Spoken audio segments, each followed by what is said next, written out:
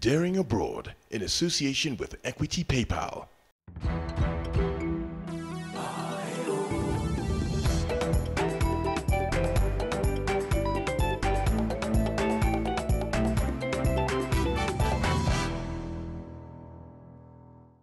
She left this country as a secretary and came back a licensed massage therapist.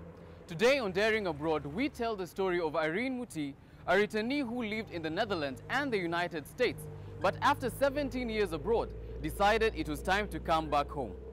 She now owns a business in Karen, Nairobi County, and is passionate about revolutionizing our healthcare system. This is her story.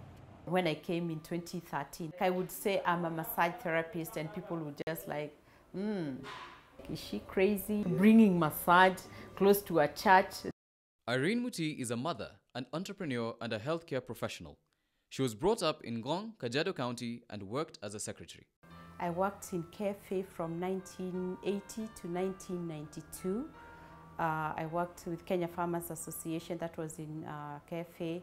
I trained as a secretary in Rizwood in Nairobi before I qualified and I finished my course and went to Nakuru.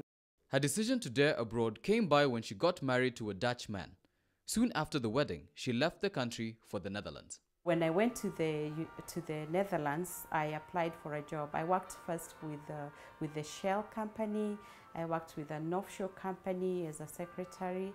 While in the Netherlands, Irene came across an advertisement by the International Court of Justice. This marked the beginning of her career change, but not in the way she had expected. They wanted somebody with a French background, but I didn't have it. I had to polish my French. I did French when I was in Kenya. When I went to this lady, her name was Annick van Monk. She had placed an advert, she teaches French. When I got there, she said I wasn't there for French, but I'm going to teach you other things that you need to know. And that is when I went into Reiki healing. It's a Japanese kind of healing through energy work. Irene practiced Reiki healing for some time and eventually moved to the United States to further her studies in the same. This move was somewhat unexpected because going to the US had never been a dream of hers. I still wonder why I went there. The US has never been my, there are dreams that you have. I would like to visit this country. I would like to go here. I would like to see this country, but the US has never been. But something, I had acquaintances there. I had ladies that we had worked, a lady that I had worked with in cafe in the 80s, and she lived in the US, so she invited me. Unlike the Netherlands, the US was not that easy for Irene to assimilate to with regards to her profession. In the United States, things are very regulated. I couldn't touch anybody because I needed to be licensed.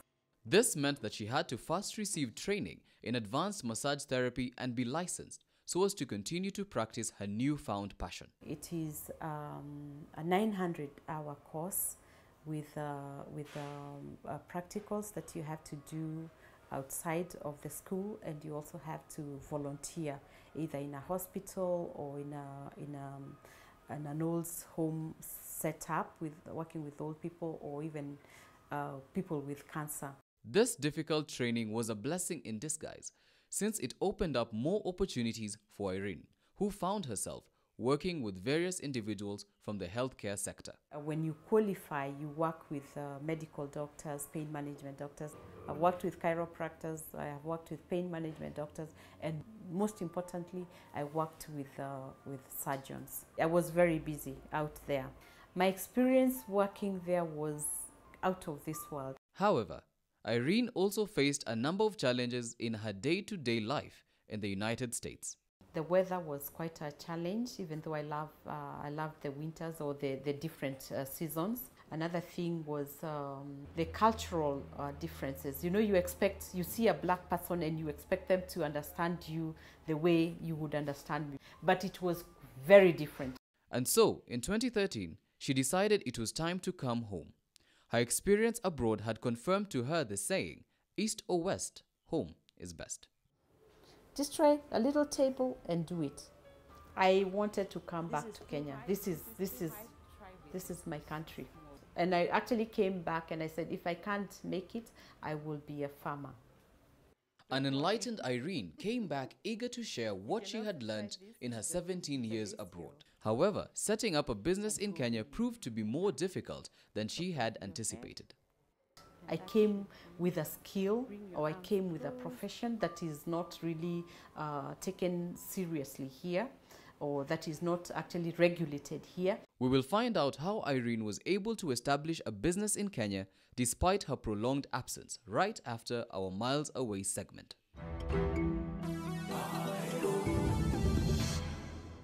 Today on Miles Away, we take a trip to the Kingdom of Netherlands where Irene worked before she went to the United States.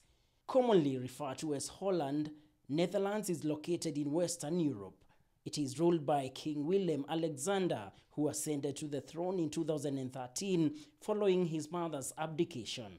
The country has a population of about 17 million people. Its capital city is Amsterdam. The Netherlands is quite an interesting place. About 1/3 of the entire country lies below the sea level. Its national anthem is considered to be the oldest national anthem in the world. Netherlands also has one of the best healthcare systems in the world. For the past 3 years, the kingdom has been ranked first in Europe when it comes to matters healthcare. This excellent standard of healthcare is attributed to a number of factors. One major factor is its mandatory health insurance for all citizens, referred to as basic insurance. And just like Kenya, Netherlands is one of the leading exporters of cut flowers. It is ranked first globally, while Kenya is number 4. And that's miles away.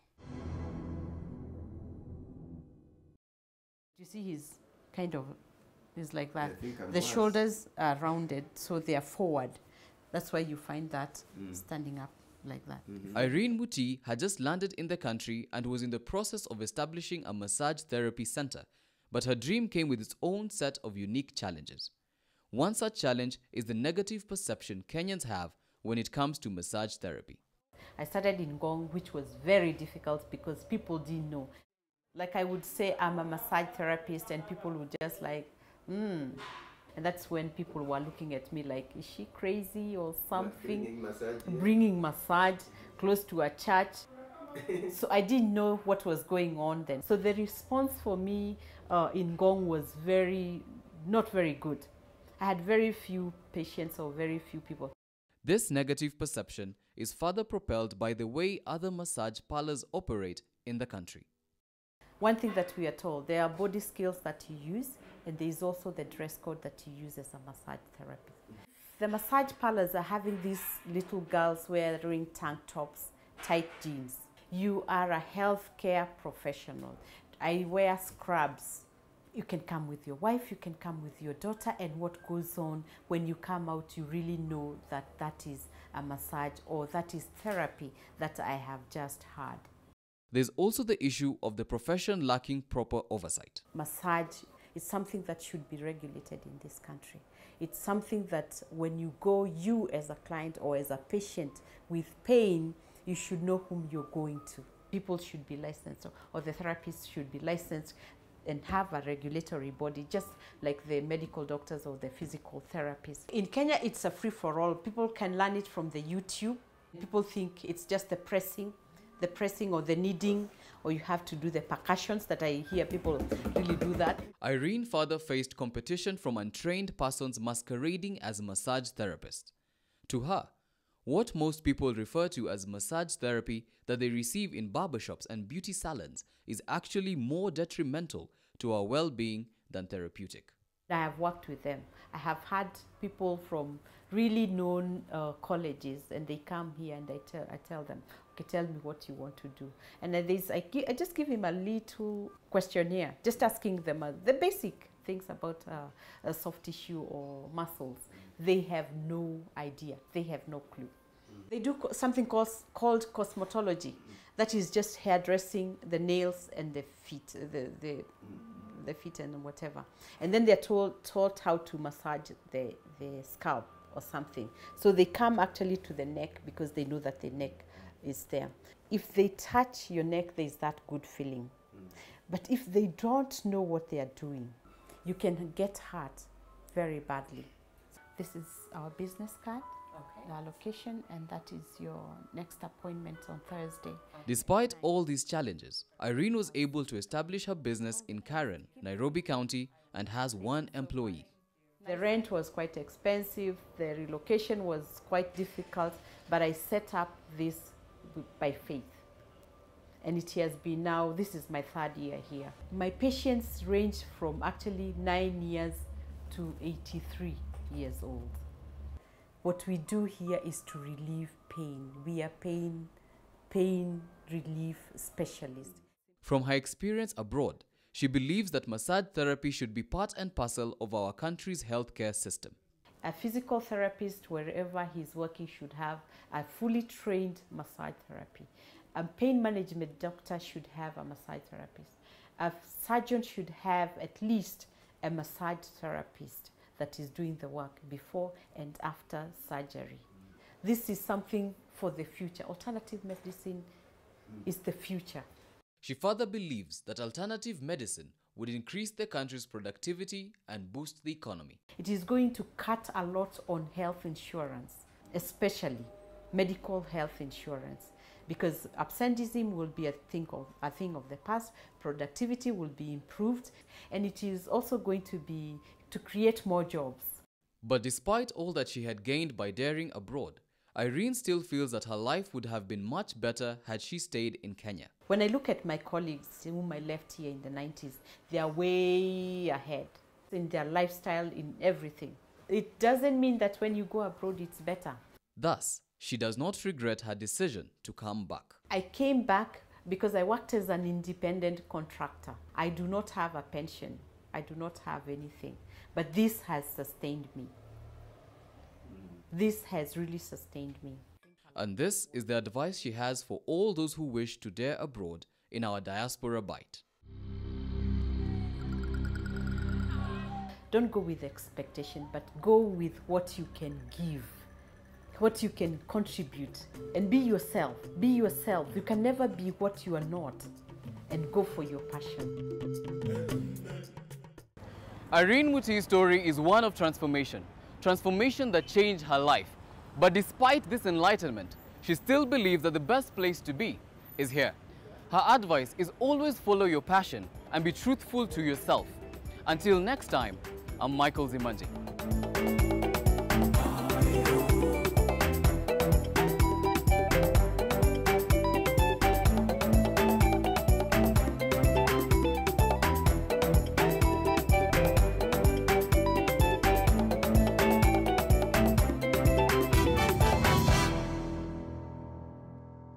PayPal is a faster, safer way to make and receive online payments. With the Equity Bank's PayPal withdrawal service, you can access funds received from anywhere around the globe. Even better, you can now withdraw funds from your PayPal account to your Equity Bank account at a reduced rate of as little as 1%. Visit Equity's self-service portal to link your PayPal account to your Equity Bank account today.